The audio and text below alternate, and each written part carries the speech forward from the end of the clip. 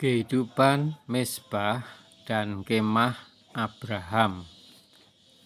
Sumber berita ini dari satu buku yang berjudul Kehidupan Mezbah dan Kemah yang ditulis oleh Watchmeni, saat ini diterbitkan oleh Jasperin Surabaya. Kita baca dulu di Kejadian 13 ayat 3-4 dan juga ayat 18. Ia berjalan dari tempat persinggahan ke tempat persinggahan, dari tanah Negeb sampai dekat Betel, di mana kemahnya mula-mula berdiri, antara Betel dan Ai, ke tempat Mezbah yang dibuatnya dahulu di sana. Disitulah Abram memanggil nama Tuhan. Sesudah itu, Abram memindahkan kemahnya dan menetap di dekat pohon-pohon terbantin di Mamre, dekat Hebron. Lalu didirikannya lah mezbah di situ bagi Tuhan. Jadi Abram ini adalah nama Abraham sebelumnya. Kehidupan mezbah. Mezbah didirikan atas dasar penampakan Allah. Mezbah yang didirikan oleh Abram atau Abraham itu setelah dia berulang-ulang Allah menampakkan diri kepadanya. Allah mendatangi Abram atau Abraham ini. Mezbah itu sama dengan persembahan diri atau konsekrasi. Nah, mezbah ini bukanlah mezbah korban penebusan untuk penebusan dosa, tetapi seperti di dalam kitab Imamat pasal 1, mezbah ini adalah korban bakaran. Di dalam korban bakaran, semua yang diletakkan di atas mezbah ini akan habis dibakar.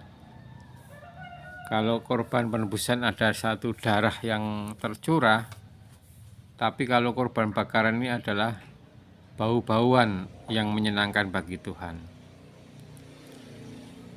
Begitu nampak Allah, Abram ini spontan mutlak hidup oleh Allah. Itulah yang dinamakan kehidupan mezbah. Jadi kehidupan mezbah adalah kehidupan yang berserah total kepada Allah. Hidupnya oleh Allah. Sekarang kehidupan kemah dari Abraham ini.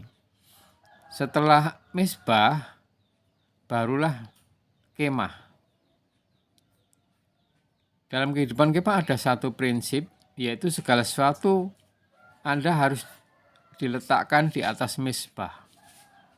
Barang-barang selebihnya memang boleh Anda pakai, tetapi barang-barang itu bukanlah barang-barang Anda, melainkan barang-barang yang diletakkan di dalam kemah. Nah, ini Watchmeni.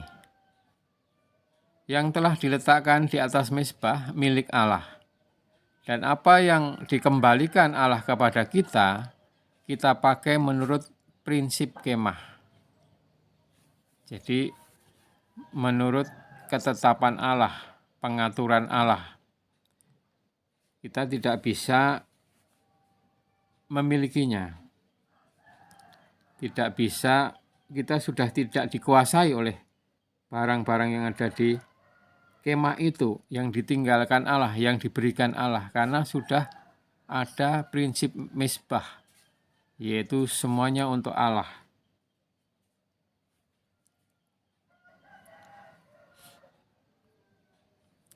Kehidupan orang Kristen, kita semua hari ini adalah menempuh satu kehidupan mezbah dan kemah.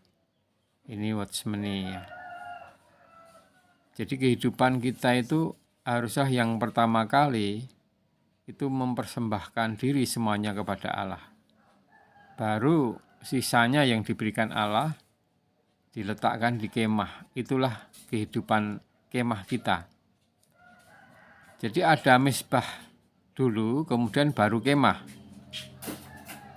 Namun mungkin bila belum sepenuhnya ya, jadi misbahnya itu belum sepenuhnya kepada Allah, masih perlu misbah kedua, dibakar habis lagi di misbah kedua. Jadi mungkin gagal ya mempersembahkan semua, tidak mutlak hidup kita kepada Allah. Kemudian kita perbaharui lagi misbah kedua. Ini juga satu prinsip kehidupan kita. Pertanyaannya adalah, sudahkah kita memiliki kehidupan misbah dan kemah ini seperti yang dilakukan Abraham zaman dulu? Bila kita mengalami kegagalan, kita dapat dipulihkan kembali ke kehidupan misbah dan kemah lagi. Semoga berita ini memperbarui iman kita, memperbarui persembahan kita, supaya Allah berkenan kepada kita. Amin.